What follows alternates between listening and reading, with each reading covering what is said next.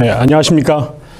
네, 이번 주는 벌써 세 번째 주 강의가 되겠습니다. 그리고 오늘은 특별히 중세 이제 10세기가 넘어가면서 중세 전성기가 되는데요. 그때 일어났던 두 가지 중요한 일들을 얘기를 해보려고 합니다. 하나는 이제 십자군 전쟁이고요. 그럼 이어서는 르네상스를 함께 다뤄보도록 하겠습니다. 십자군 전쟁은 사실은 기독교 역사에서 그렇게 그 기쁜 마음으로 읽을 수가 없는 그런 스토리입니다. 왜냐하면 기독교는 초창기에 그 예수 그리스도의 가르침이 전쟁과 폭력에 반대하는 평화주의였습니다. 특별히 그런 정신이 그 초대교회에게 이어지면서 로마 제국에게 교회가 이제 비판을 혹은 또 이제 그 박해를 받게 되었던 주된 이유 중에 하나가 로마 제국은 군대를 중심으로 세계를 점령하는 나라였기 때문에 군대 문화가 굉장히 중요했고 또 군부가 굉장히 강성한 힘을 갖고 있었습니다. 로마의 황제들도 대부분 그 군대의 장군 출신으로 그 혁혁한 무공을 세웠던 사람들이 황제가 된 경우들이 상당히 많습니다. 그런데 기독교인들은 그런 로마 제국의 그 식민지 하에 있으면서 그 일체 전쟁과 폭력을 반대했고 그래서 군대 징집에 저항을 했기 때문에 그런 것들이 이제 교회 탄압에 굉장히 중요한 빌미가 되었습니다. 그래서 기독교인이 된다라고 하는 것은 전쟁에 참여하지 않는 것, 심지어는 군인이었던 사람들은 군인의 신분을 버리는 일까지 있었는데요. 콘스탄티누스 황제에 의해서 기독교가 제국의 종교가 되고 또 제국의 그 지원을 받는 그리고 제국과 긴밀한 밀접한 관계를 맺게 되면서 결국은 그 로마의 그런 문화 속에 그런 체제 속에 서서히 녹아 들어가기 시작을 했고 마침내는 중세 절정기에 그 성지가 그 오스만 투르크에 의해서 혹은 이슬람 그 당시엔 사라센이라고 불렀던 그런 아랍인들에 의해서 점령이 당했던 그런 처지 속에서 성지를 탈환한다라고 하는 이제 거대한 명분 하에 그 십자가를 전쟁의 도구로 사용하는 그 십자가를 군대의 이름으로 명칭으로 사용하게 되는 굉장히 이제 극적인 변화가 일어난 거죠. 그래서 평화를 사랑하던 종교가 그런 전쟁의 어떤 그 상징이 됐다라고 하는 것도 되게 놀라운 변화이기도 하지만 그 오랜 기간 동안에 걸쳐서 벌어졌던 전쟁의 내용을 들여다보면 과연 이게 십자가에 합당한 예수의 군대에 합당한 모습인가라고 이제 고민을 해보면 굉장히 우리의 마음을 아파하게 하는 내용들이 많기 때문에 사실 교회사를 가리키는 저도 그 십자군 전쟁 이야기를 할 때는 마음이 참 무겁습니다. 먼저 이 십자군이란 말을 영어로 크루세이드라고 부릅니다. 이 크루세이드라는 말이 지금 이 십자군이라고 번역이 되어지는데요. 이 용어는 사실은 그 십자군 전쟁이 처음 벌어졌을 때 사용했던 용어는 아니고요. 십자군 전쟁은 11세기에 시작이 됐는데 1760년경에 가서야 십자군 이 당시에 이 10세기, 11세기, 11세기에 벌어졌던 그 기독교 서유럽의 기독교 군대를 이제 십자군 크루세이드라고 사용하게 된 것이 그때 무렵입니다. 십자군은 전체적으로는 처음 전쟁이 이제 원정을 시작된 게 1095년에 이제 처음 1차 십자군 전쟁이 시작이 됐고 맨 마지막 십자군 전쟁이라고 명명되는 게 1272년입니다. 그러니까 거의 한 200년 정도에 걸쳐서 전쟁이 그 대규모 원정이 이루어졌는데 그 숫자를 세는 거는 학자들마다 조금 상황이 다릅니다. 그래서 제일 많게 세분하게 자르면 9차례의 원정이 있었다고 말하고요. 그거를 좀 더 그 중에 몇 가지 전쟁은 사실 시기적으로나 그 구성원들로 볼 때 분류하기가 조금 애매하다. 그래서 그냥 뭉쳤을 경우에는 작게는 7차례, 또 어떤 사람들은 8차례, 뭐 이렇게 정리를 하고 있습니다.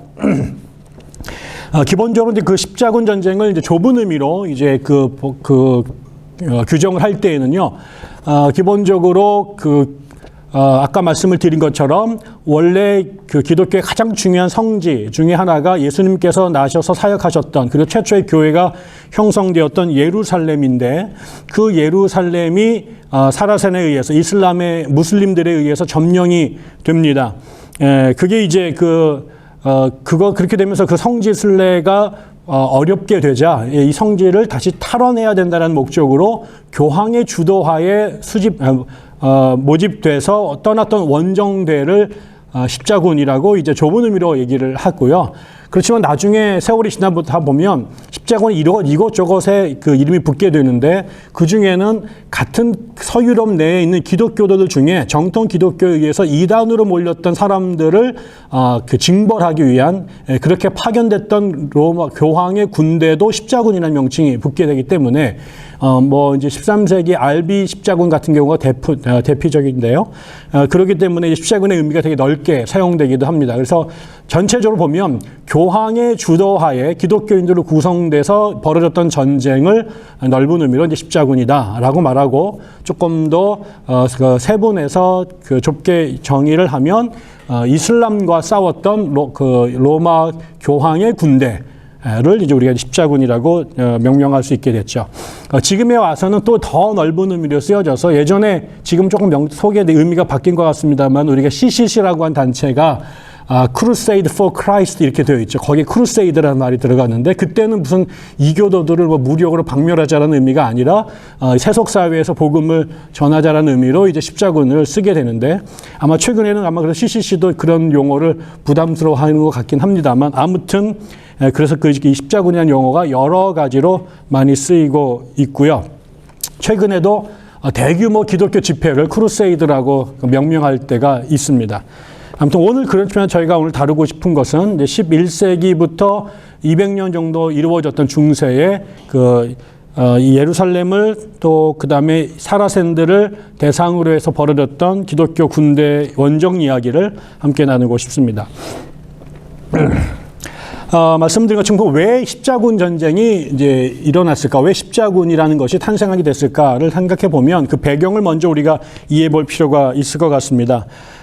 제일 중요한 1차적인 이유는 아까 말씀을 드린 것처럼 예루살렘이 이슬람에게 무슬림들에 의해서 정복을 당한 것입니다. 무슬림은 사실은 아브라함 종교, 우리가 유대 아브라함의 피에서 나왔다라고 말하는, 씨에서 나왔다고 말하는 유대교, 그 다음에 기독교, 그 다음에 세 번째로 이슬람이 7세기 아라비아 반도에서 이제 메카와 메디나를 중심으로 해서 출현을 했습니다. 그런데 이제 그 당시에 이 이슬람을 창건했던 무함마드가 살아있을 때도 굉장히 활발히 활동을 했지만 그 범위가 주로 아라비아 반도 안에 있었는데 무하메드가 사망하고 난 다음에 그의 후손들, 우리가 보통 칼리프 시대라고 말하는 그 바로 직계 시대 때부터 대규모 원정 전쟁이 이루어지게 되고 굉장히 빠른 속도로 아라비아 반도 전체를 그리고 서쪽으로 이동해서 이스라엘을 그다음에 밑으로 나중에 내려와서는 북아프리카 전역을 좀 더 지나고 나면 이 북아프리카 끝쪽에서요. 지금 모로코가 있는 곳에서 지브로헬터를 넘어서 스페인으로 넘어가게 되고요. 거의 프랑스 국경까지 올라가게 됩니다. 그러면서 이게 거의 100년도 안 되는 사이에 그 판도가 엄청나게 빠른 속도로 가게 되는데 그 와중에 637년에 예루살렘이 이 무슬림의 손에 떨어지게 됩니다. 물론 이제 그럼에도 불구하고 이슬람 사람들과 기독교인들 간의 관계가 완전히 끝난 건 아니었다고 그래요. 그리고 그 당시만 하더라도 예루살렘을 이렇게 성지 순례를 하는 것이 큰 유행은 아니었기 때문에 큰 문제가 아니었는데요. 점점 지나고 나면서 중세의 전성기로 들어가면서 기독교 신앙에 묘한 변화가 생깁니다. 그거는 우리가 중세 기독교를 이해할 때 현재와 아주 다른 것은요, 성경이 없는 기독교가 됩니다. 일단 성경 자체가 필사하던 시절이기 때문에 생각해 보십시오, 여러분. 그 양피지에다가 손으로 글씨를 써서 성경을 옮겨 적는다면 창세기 한 권 쓰는 데서는 아마 대관령 정도에 들어가는 양떼들이 필요했을 것입니다. 이건 어마어마한 천문학적 액수가 들어가서 또 그렇기 때문에 성경 전권을 개인이 소장한다는 건 불가능한 시대였죠. 그리고 이제 그 성경이 또 라틴어로 쓰여져 있었기 때문에 평신도들이 문맹률이 거의 뭐 20% 미만에 있었던 그런 시절이기 때문에 그 문자 해독률이 20%가 넘지 않았던 시절이기 때문에 대다수 사람들은 성경이 있어도 읽을 수가 없었죠. 이런 시대에 성경이 없는 그 자리를 이제 미사가 대체를 하게 되고 그 미사도 조금 더 지나게 되면은 그 미사와 더불어서 성물을 숭배한다든가 성물을 구입한다든가 그 다음에 나타나는 것이 성지를 순리하는 이런 것들이 공적을 쌓아서 구원을 이루는 되게 중요한 아이템으로 부상하기 시작합니다. 특별히 이제 그 꿀루니스도회가 이제 그 번성을 하게 되면서 이 성지 순례가 굉장히 중요한 종교적 관광 상품으로 뜨게 됩니다. 그거를 주도했던 단체가 꿀루니스도회고요. 그러면서 이제 이게 그 성지까지 가려고 되면은 그 길을 닦아야 되고요. 거기 중간에 숙박 시설이 있어야 되고요. 또 굉장히 돈이 많이 드니까 은행 업무도 필요하게 되고요. 이런 일들을 이제 수도회가 하게 되면서 굉장한 비즈니스가 되게 되죠. 그러면서 전 유럽의 사람들이 성지를 가게 되면서 이게 그 중세 기독교 신앙이 아주 중요한 축이 되는데 그런 상황에서 이 성지가 무슬림들의 손에 있다라고 하는 것은 늘 아주 찝찝하고 불편한 그런 현실이었던 겁니다. 그럼에도 불구하고 이게 그냥 잘 어느 정도는 유지가 됐는데요. 특별히 이제 1054년에 동방교회와 서방교회가 싸움을 하고 갈라지게 됩니다. 좀 지나고 나서는 그 어간에 아랍의 셀주크 투르크라고 하는 새로운 그 투르크족들이 그전 사람들은 이제 아랍 사람들이었는데요. 이제 투르크족들이 이동을 아나톨리아 지방, 지금 터키 지방에서 민쪽으로 내려오기 시작을 하면서 이 사람들이 굉장히 이제 큰 세력을 얻게 되고 아라비아 반도를 지배하게 되고 나중에는 아랍 세계 전체를 지배하게 됐는데 이 셀주크 투르크가 유럽으로 진출하려고 이제 시작을 하게 됩니다. 그 전까지 이게 평형선상에 놓여 있었던 지형도가 무너지기 시작하게 되고 셀주크 투르크가 비잔틴 제국의 군대들을 물리치면서 비잔틴 제국 나머지 지역까지 먹으려고 오게 되니까 이게 굉장히 큰 위험을 느끼게 되죠. 그러면서 특별히 이제 그 당시에 이 동로마 제국, 비잔틴 제국의 황제였던 사람들에는 이 밑에서부터 치고 들어와서 지금 터키 지역이 되어 있는 동로마 제국을 통째로 먹으려고 하는 이 셀주크 투르크의 위협이 현실적으로 굉장히 어려운 문제가 됩니다. 그러는 와중에 특별히 이제 그 서쪽으로 가서 아까 말씀드린 것처럼 아랍 사람들이 모로코를 넘어서 스페인으로 진출을 해서 스페인 전역을 다 먹었습니다. 거기가 원래 기독교 국가였는데 이 전역이 전부 다 무슬림화되었는데요. 그것이 이제 쭉 올라가다가 피레네 산맥에서 걸려서 프랑스는 못 넘어가게 됩니다. 그런데 그 지역이 오랫동안 무슬림의 통치하에 있었는데 매일 그 스페인 반도의 매일 북쪽에 있었던 얼마 남지 않았던 기독교 왕국들이 서서히 세월이 지나가면서 기력을 회복하게 되고 또 역으로 무슬림들의 세력이 약간 약해지면서 잃어버렸던 땅을 다시 되찾으려고 하는 운동들이 벌어집니다. 그걸 레콩키스타라고 불렀습니다. 재정복이라는 말인데요. 그래서 마치 우리가 6.25 때 땅을 다 이 대구 지역을 빼놓고 다 그 공산당이 점령이 됐을 때 마지막 반격을 통해 가지고 잃어버렸던 한반도를 회복하는 것처럼 역으로 여기는 북쪽에서 남아있던 소규모의 기독교 왕국들이 밑으로 남진을 하면서 잃어버렸던 자신들의 옛 땅을 회복해 나갑니다. 그 세월이 한 800년 정도 걸립니다. 근데 그때 이제 지금 이 11세기 중반이 넘어가면서 그 위쪽에 있었던 레온 왕국, 그 다음에 카스티아 왕국들이 협력을 해서 무슬림들을 드디어 이제 이기면서 내려오는 운동이 본격화 시작된 겁니다. 그 전까지 일방적 두들겨 맞았는데 이젠 처음으로 판세가 뒤집어지면서 밑으로 남하하기 시작을 하게 되는 거죠. 이런 분위기가 이제 만들어진 겁니다. 하나는 실질적으로 셀주크 투르크가 기독교 세계를 넘보게 되고 이것 때문에 이제 이 동로마 제국이 실존적인 위기 속에 빠져들게 되고요. 한편으로는 서쪽에서는 오히려 그 이슬람들에게 이제 역전을 하면서 세력을 회복하려는 운동들이 벌어지게 된 거고요.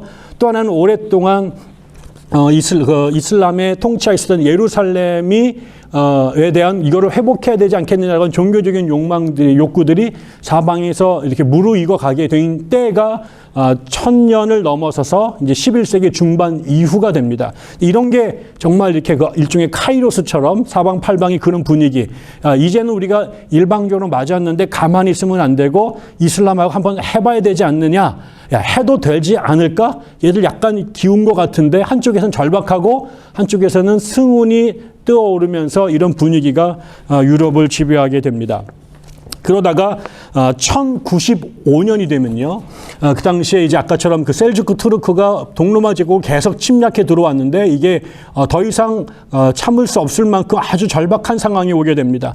그때 비잔틴 제국의 황제였던 그 알렉시오스 1세 콤네누스 혹은 콤니누스라고 하는 사람이 더 이상 이거를 견딜 수가 없으니까 자기네 힘으로는 감당할 길이 없으니까 교황에게 긴급 SOS를 칩니다. 우리 힘으로는 셀주크를 막아낼 길이 없으니 교황이 좀 유럽을 좀 그 사람들한테 얘기를 해서 우리를 좀 도와주시오라고 부탁을 하죠.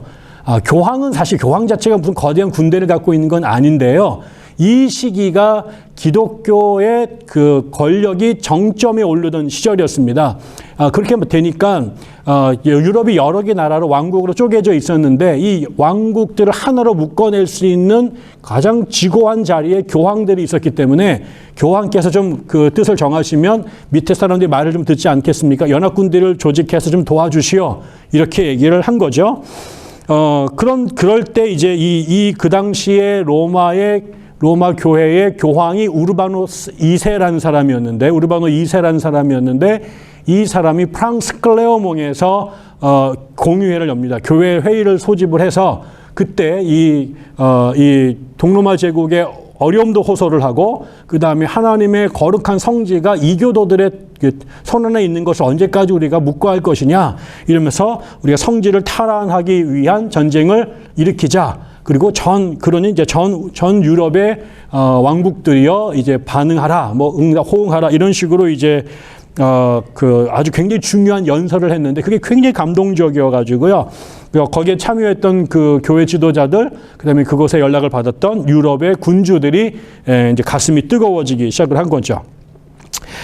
또 하나는 사실은 이제 이것과 더불어서 그 우르바노스는 성지를 회복하는 것도 사실 굉장히 중요한 현실적인 목표였지만 아까 말씀드린 것처럼 1054년에 동로마와 서로마가 분리됐습니다. 서로 저주를 하고 결별을 했는데 지금 1095년이잖아요. 한 50년 정도, 40년 정도 세월이 흘렀을 때 마침내 이제 동로마 황제가 손을 들기 시작한 거죠. 자기네가 좀 절체절명의 위기인데 도와달라고 서로마에 있는 교황에게 SOS를 청했으니 이번 기회가 동로마 제국의 교회를, 동방정교회를 자기 밑으로 집어넣으면서 교회를 통일할 수 있는 절호의 기회라고 본 겁니다.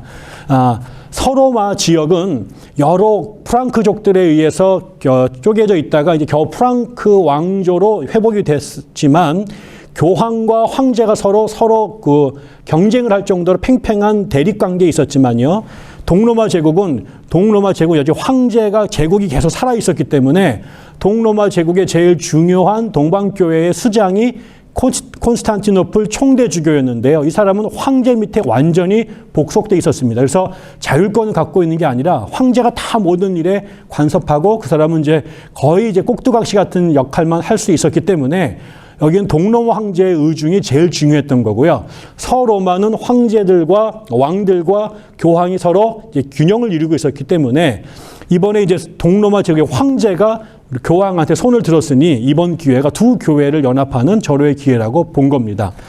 이런 상황에서 이제 그 깃발을 들어서 이제 전 유럽의 중요한 사람들이 모여들어서 이제 연합군대를 형성하게 됩니다. 이게 무슨 같이 모여서 훈련을 하거나 이런 게 아니라요. 각자 다 다른 지역에 있는 왕들이 자신들의 병사를 데리고 이 팔레스타인으로 이동을 하는 겁니다. 근데 뜻밖의 이 상황에서 예기치 않은 일이 하나 벌어집니다. 그건 뭐냐면 분명히 이거는 전 유럽의 왕들이 모여가지고 이 십자군 원정을 끌고 갈 계획이었는데 갑자기 피에르라고 하는 그 신비주의자 한 사람이 툭 튀어나옵니다. 이 사람이 이제 계시를 받았다 얘기를 하면서 쉽게 말하면 하나님께서 이번 기회에 예루살렘을 우리에게 주신다라는 거 계시 나 받았다. 우리가 그냥 가기만 하면 걔들은 전부 다 그냥 흩어져 버릴 거다. 그러면서 자기에게 하나님께서 신통한 그 능력도 주셨고 계시도 주셨기 때문에 나를 따르라라고 이런 이야기를 하게 됩니다. 그랬더니 이제 그 유럽에 있었던 그 평범한 그 민중들이 이 사람의 이 선동적 또 거기다 그 다음에 가졌던 강력한 카리스마의 현혹이 돼가지고 엄청나게 많은 사람들이 여기에 모여든 겁니다. 근데 이 사람들은 군인들이 아니에요. 그런데 그냥 마치 피리 부는 아저씨에게 사람들이 쫓아가듯이 피에르를 따라서 수많은 사람들이 십자군 그 전쟁에 참여를 하게 된 거죠. 그래서 그 유럽부터 프랑스 쪽부터 사람들이 이 피에르를 따라서 이제 가서 동로마 제국까지 가게 됩니다. 거기에 이제 있는데 그 동로마 제국 콤네노스 같은 경우는 군대가 올 줄 알았더니 갑자기 그짓대가 아니에요. 엄청나게 이렇게 오게 된 거죠.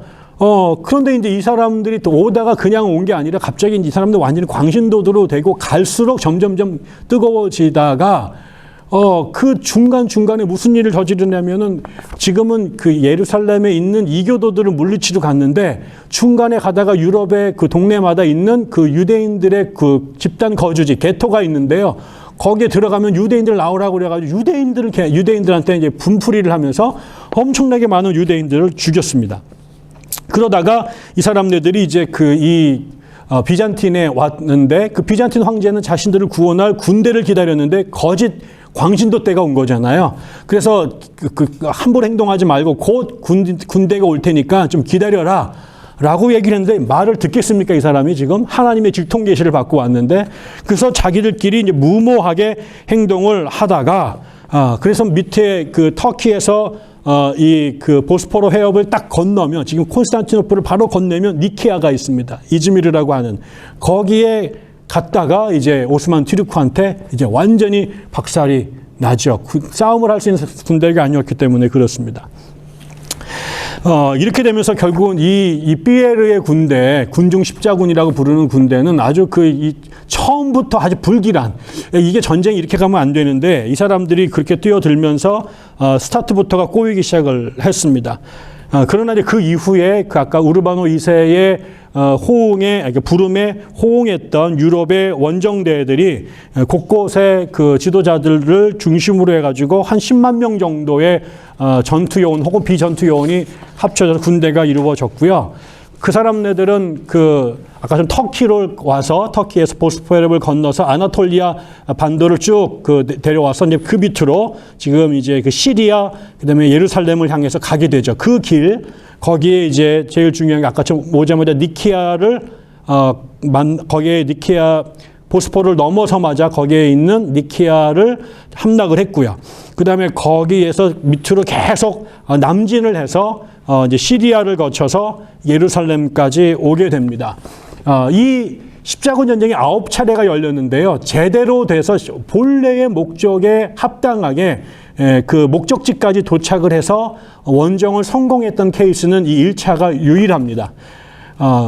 그리고 그 과정에 그 이슬람들이 주요 그 요새들을 하나씩 전부 다 점령을 합니다. 니케아, 그다음에 좀 내려와 가지고 이제 안디옥 그리고 그다음에 예루살렘까지 내려오게 되는데요.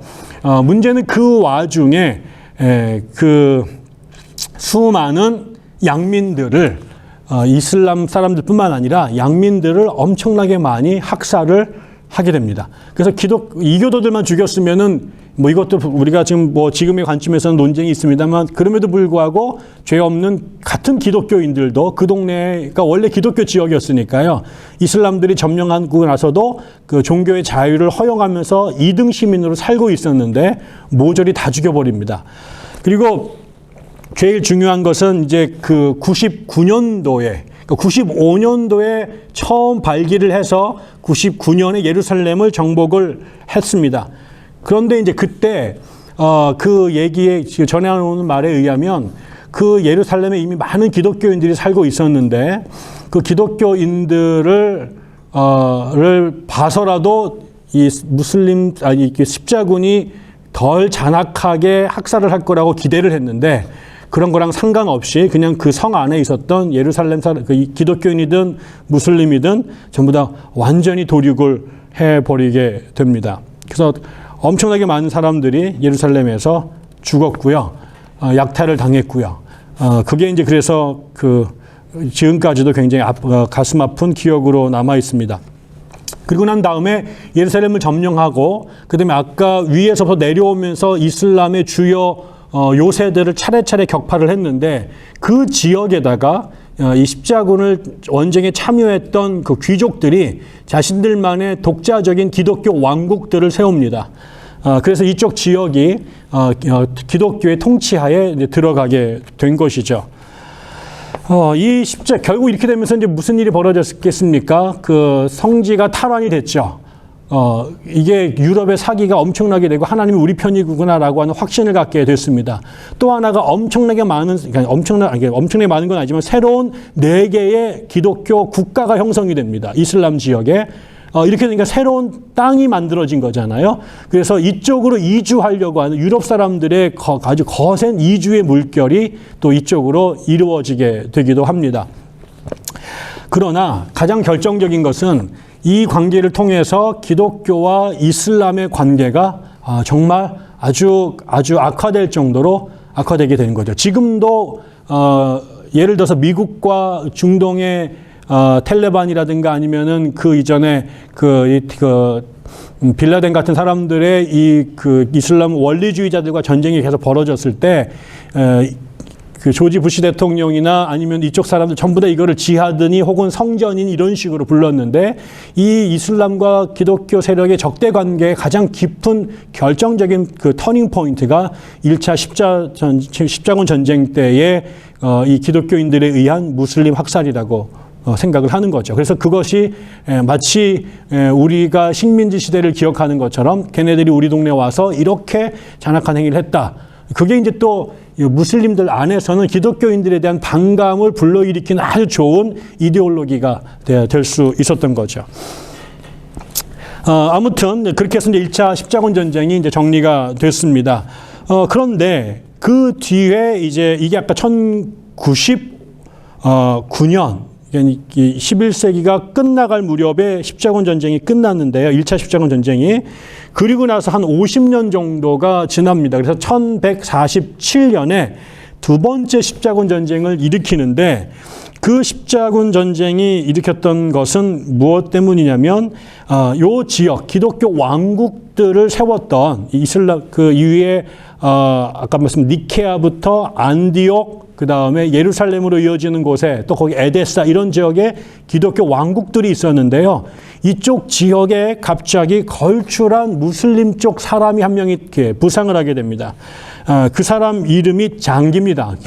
우리나라 말로 장기도 잘 그렇게 하면 외울 텐데 이 장기라고 하는 사람이 그쪽 지역에서 갑자기 이제 광개토대왕처럼 튀어나오기 시작을 하게 됩니다.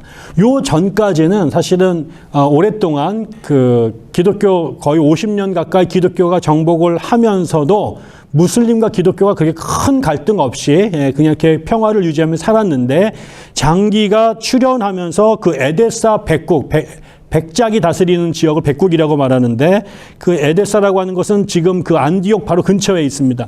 그쪽의 나라를 점령을 해버립니다. 기독교 영토였는 것을 무슬림 세력이 일어나서 다시 점령을 해버리게 된 거죠. 그러면서 이제 이 사람의 세력이 점점 커져가니까 그쪽 지역에 있는 사람이 다시 교황한테 SOS를 청해서 지금 우리의 기독교 왕국이 이슬람에 의해서 다시 재정복될 위험에 있다라고 이제 도움을 청하게 됩니다.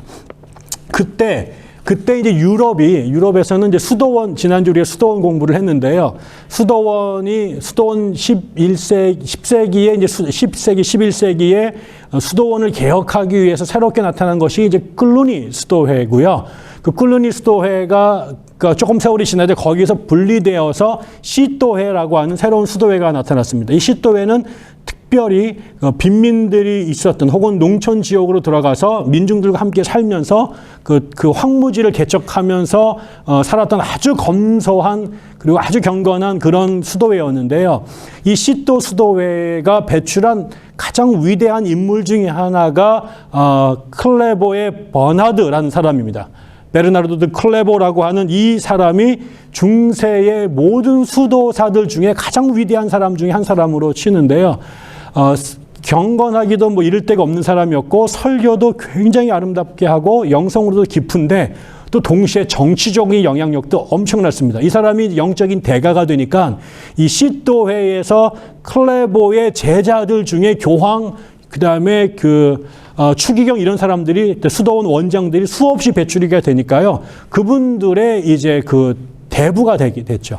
그래서 결국 그러다 보니까 자기의 제자들이 전부 다 교계의 굵직굵직한 자리를 다 차지하고 있으니까 이분의 이제 입김이 굉장히 막강했습니다. 교황을 들었다 놨다 할 수 있는, 교황 위에 있는 교황이라고 불렸는데, 이 버나드가 이 장길에 의한 시리아 지역의 기독교의 위기를 전해 듣고 전 유럽에서 십자군이여 일어나라라고 이제 설교를 하기 시작합니다. 그러니까 교황이 말해도 들을 텐데 그 교황보다 더 영향력 있는 가장 존경받는 기독교 지도자가 십자군을 이제 외치니 벌떼처럼 유럽에서 십자군이 일어났습니다. 그래서 프랑스 왕, 그 다음에 독일 왕 이런 사람들이 연합을 해가지고요 그 십자군 전쟁에 참여를 했죠.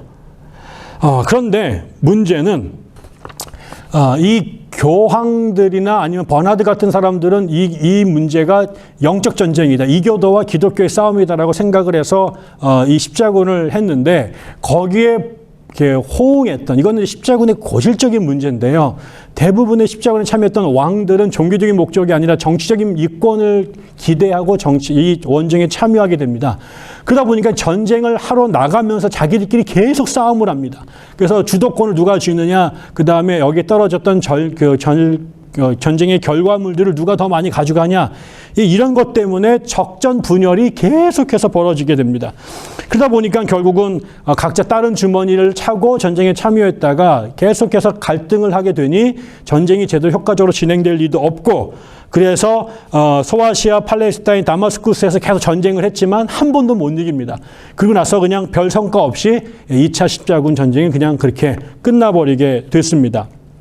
그게 이제 1148년, 이게 47년, 48년 요 어간에 2차 전쟁이 끝났는데요. 그리고 나서 좀 지나고 나서 장기의 뒤를 이은 사람들 중에 특히 우리나라 지금 이제 서유럽에서는 이제 살라딘이라고 알려진 사람인데 걔네 그 아랍 쪽의 말로는 살라흐 아딘 이렇게 부릅니다. 살라흐 아딘. 이 사람이 장기의 후예인데요. 이 사람은 여태까지 이슬람이 배출한 가장 위대한 장군 중에 한 명입니다. 문무를 겸유했고요. 그래서 이 사람이 그 당시에 이집트 이쪽에 지배하고 있었던 그 파티마 이슬람 왕조들을 무너뜨리고 새로운 아이유브 왕조라고 하는 신왕조를 건국을 합니다. 그리고 이 사람은 자신의 평생 사업을 이쪽 지역에 있는 기독교 세력들을 축출하는 것, 그것을 자기의 꿈으로 삼은 거죠. 그러니까 아까처럼 스페인의 기독교인들이 이슬람에게 땅을 빼앗겼다가 다시 재정복하는 것을 궁극적 과제로 삼았더라면 이 이슬람 사람들은 자기네들이 정복했던 이 땅이 다시 이 기독교인들한테 빼앗겼던 것을 원래 자기 땅으로 회복하는 것을 궁극적 목표로 삼는데 그거를 이제 평생 추구한 사람이 살라흐 아딘이었습니다. 이 사람은 굉장히 영특하고요. 그다음에 굉장히 용맹하고 그다음에 인품이나 이 스케일이 보통 사람이 아니었습니다. 그래서 이 사람은 순식간에 그 지역을 전부 다 점령을 하게 되고 예루살렘도 다시 1187년에 빼앗아 버립니다. 이 소식이 유럽에 들리죠. 그러니까 예루살렘을 어떻게 우리가 지난 거의 100년 전에 목숨을 걸고 정복을 다시 했는데 이게 거의 100년도 되지 않은 상태에서 다시 이슬람한테 빼앗긴 거죠. 그랬더니 이제 그 유럽이 이제 난리가 나게 됩니다. 이게 얼마나 큰 충격이었는지 그 당시 교황이 우르바노스 3세였는데 예루살렘이 함락됐다는 얘기를 듣고 화병으로 죽었다고 그럽니다.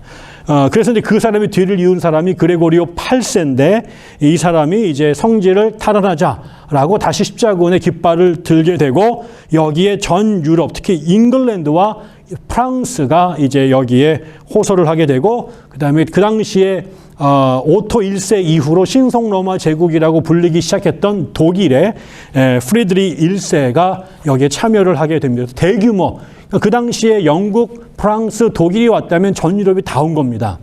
그리고 거기에 실제로 왕들이 다 여기에 참여를 하게 되죠. 그런데 이제 재미있는 일이 많이 벌어집니다. 첫째, 그 당시에 그 신성로마제 황제였던 프리드리 1세는 전쟁을 하러 오다가 강을 건너다가 물에 빠져서 죽어버립니다. 전쟁을 제대로 해보지도 못하고 끝났고요. 그 다음에 이 프랑스하고 영국은 계속해서 이제 아주 관계가 안 좋았습니다. 그러던 와중에 이 사람들이 사사건건 전쟁에 또 싸움을 하기 시작하게 되고 서로 전쟁하는 과정에 다른 한눈들을 계속 팔면서 다른 동네를 또 점령해서 먹고 이런 일들이 계속 벌어지게 되죠.